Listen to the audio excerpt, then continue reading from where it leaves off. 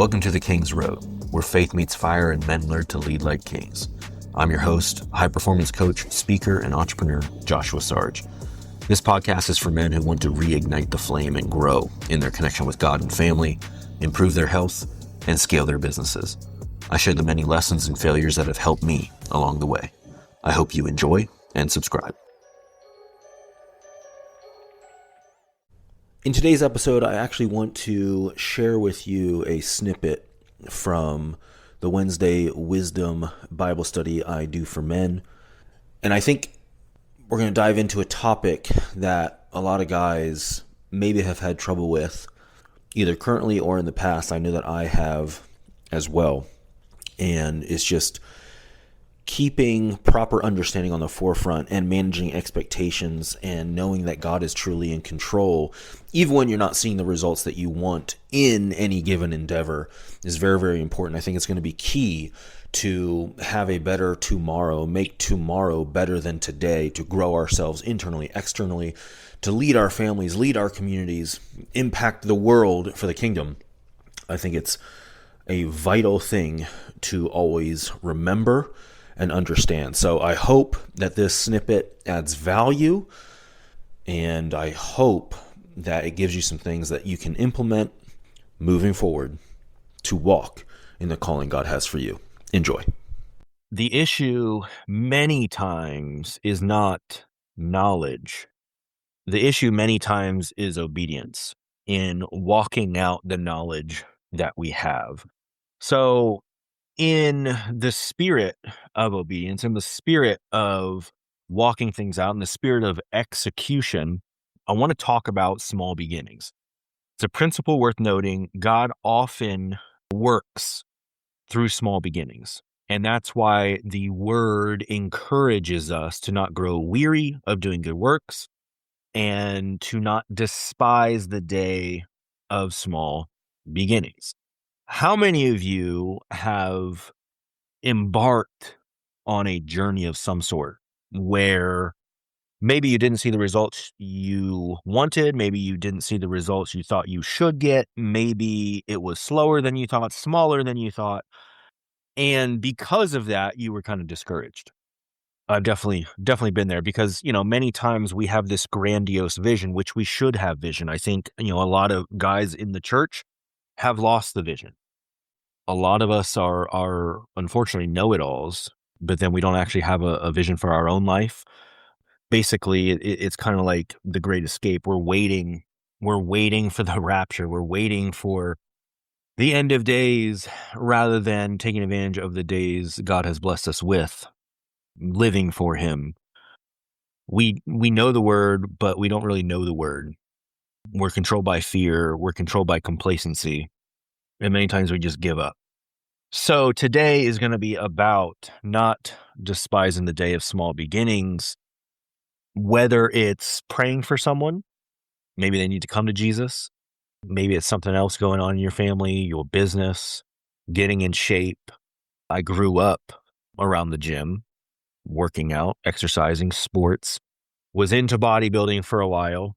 And, even when it comes down to anyone getting back in shape, do you have a six-pack?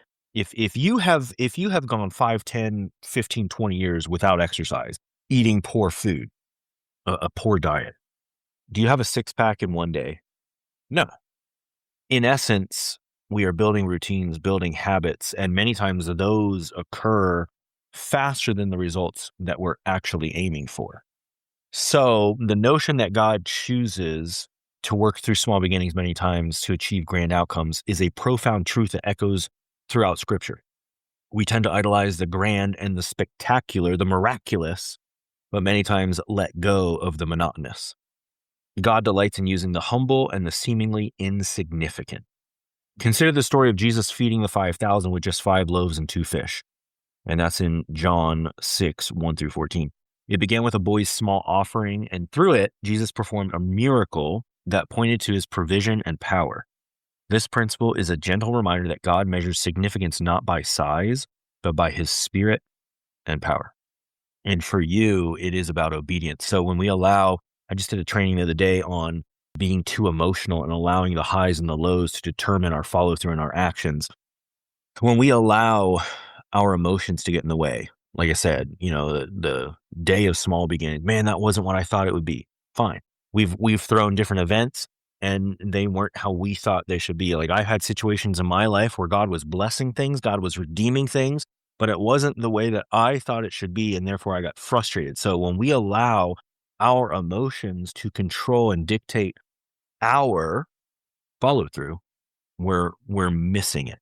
We're not understanding who God is. And many times we lose sight of even the works that he has done, but we definitely are not understanding his ways. In the book of Zechariah, the prophet speaks to the truth when he declares, "For whoever has despised the day of small things shall rejoice." That's Zechariah 4:10.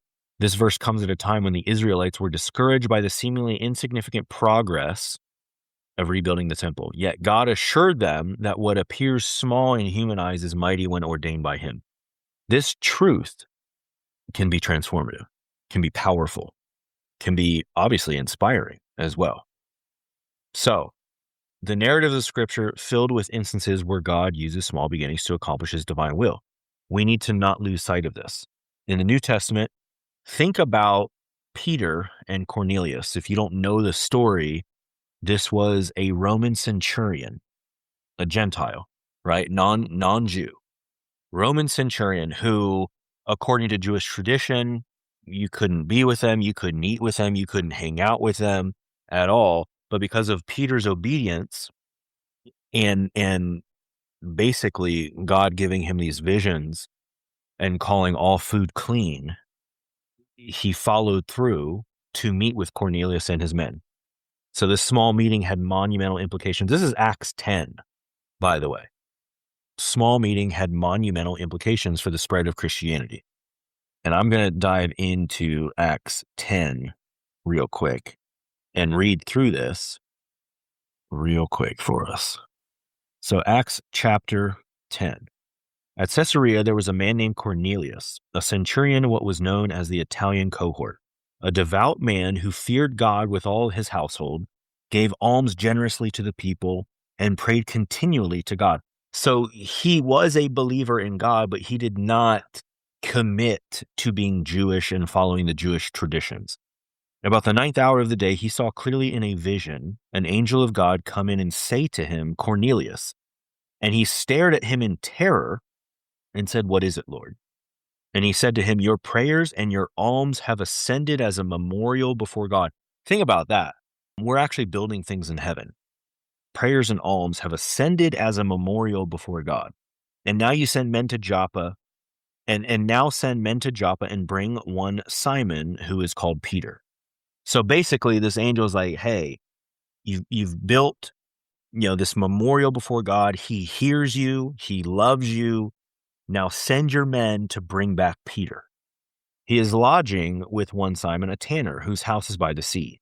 When the angel who spoke to him had departed, he called 2 of his servants and a devout soldier from among those who attended him, and having related everything to them, he sent them to Joppa. Peter's vision. The next day, as they were on their journey and approaching the city, Peter went up on the housetop about the 6th hour to pray, and he became hungry and wanted something to eat. But while they were preparing it, he fell into a trance and saw the heavens opened and something like a great sheet descending, being let down by its 4 corners upon the earth.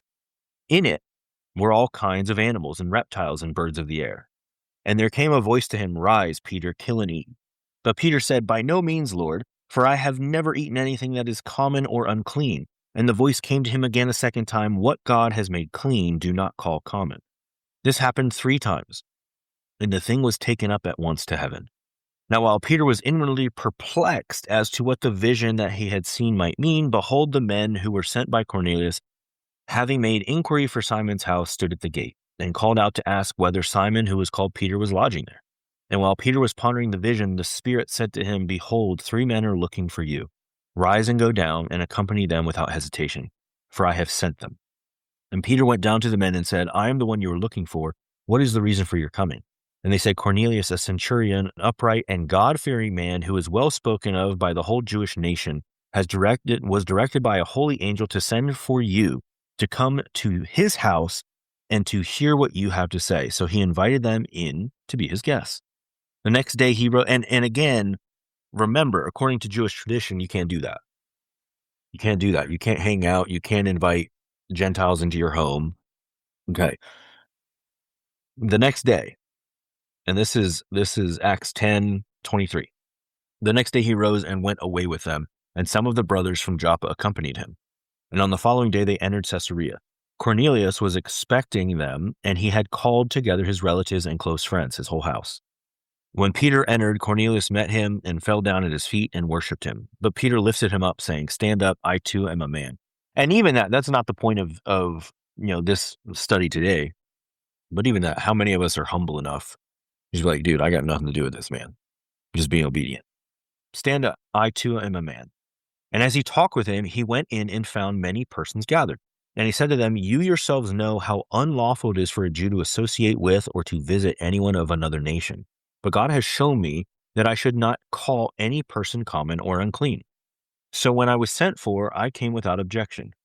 I asked then why you sent for me.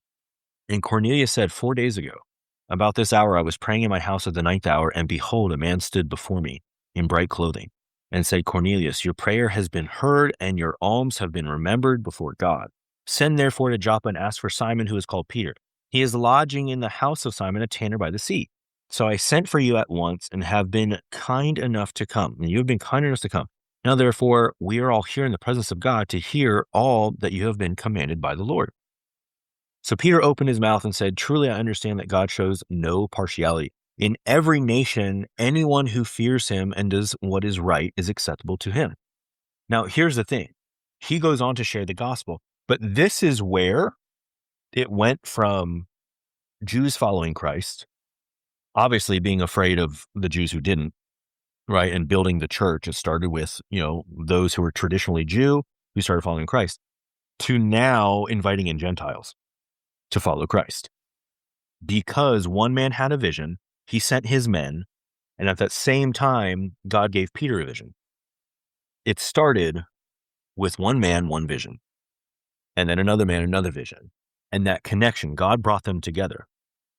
So don't despise the day of small beginnings, because I guarantee you it's not always going to look the way you think it should. Even though there was a large group there in that house, it was not 5,000 people. It was not 10,000 people. It was not the Roman Colosseum. It was not any of that stuff. But then later, if you read through the book of Acts, you have all the things that Paul did, but it was all started right there. It was all started right there. The small meeting had monumental implications for the spread of Christianity. Similarly, the parable of the mustard seed illustrates how the kingdom of God grows from the smallest seed into the largest of garden plants, becoming a shelter for many. These stories reflect the heart of the gospel. Jesus himself came into the world as a humble child in a small town. Yet his life, death, and resurrection changed the course of history. God's redemptive plan unfolds through seemingly insignificant beginnings, yet they are woven into the grand narrative of creation, fall, redemption, and restoration. And like I said, talking about Paul, the Apostle Paul also reminds us that God chose the foolish things of the world to shame the wise, and the weak things to shame the strong, so that no one may boast before him. That's 1 Corinthians 1:27-29. The Hebrew word despise, when baza, when translated, is meaning to hold in contempt or to consider insignificant. Doesn't mean you hate it. It's just like insignificant, doesn't matter. And I will say this, because I have definitely fallen prey to this at times.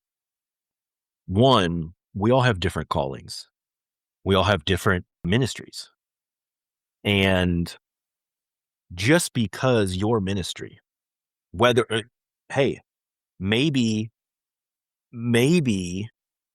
your ministry will only ever be your house and your job, your family and your job, where you go to work. Maybe you don't own a business.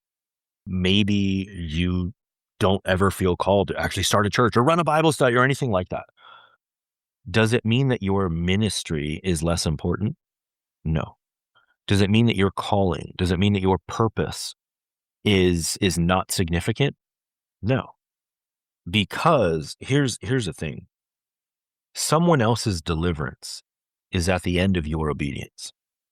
Do not despise the day of small beginnings. Do not look down upon the first step, because the first step is the step that changes direction, that creates momentum, that builds progress. It starts it all. So don't be afraid of it. Don't despise it. God works many times. Like I said, we all want the miraculous, but many times it comes through the monotonous. Building a business most of the time is not exponential growth out of the gate. Many times it's 2 steps forward, 1 step back. 2 steps forward, 2 steps back. 2 steps forward, 1 step back. 1 step forward, 2 steps back. 2 steps forward, 1 step back. 2 steps forward, no steps back. 2 steps forward, 4 steps back. 2 steps forward, 1 step back. You get the point. It's never the way you want. It's ugly. And it doesn't mean God's favor is not on it. Many times it's about who we become, not where we get. And we have to be okay with that. God, are you calling me to this? If the answer is yes, move. Take the step. Don't worry about the outcome. Obedience is everything. Faith requires obedience. As James says, faith without works is dead. True faith, true righteousness requires trusting him, even when we don't have the answers. If you had all the answers, you wouldn't need to trust him. But there are certain things in life we are not supposed to have answers for. Obviously, when we look at people like Solomon, who built massive wealth, was it like Jesus turning water to wine, where it was miraculous like that, showing his power? Or was it more of a miraculous thing from the standpoint of favor, where with that favor, people would bring him gifts? With that favor, he had the ability to gain more and more wisdom with efforts that he put in. I don't know for sure, but I think many times we would like to think it was all easy. And I think many times, yeah, he was blessed with God's favor. He had wisdom and understanding, and he was able to apply that and study it and learn and execute. So today and every day, don't despise the day of small beginnings. Instead, let's focus on being obedient, on taking the first step, on doing what we need to do every single day to move ourselves forward, to move forward in our relationship with God, to do all that we can all the time, to be obedient, to trust him. Don't despise the day of small beginnings. Embrace it.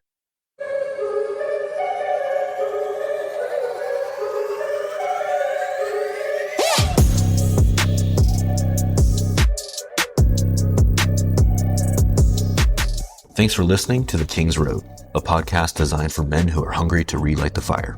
If you enjoyed this episode, subscribe to support the mission.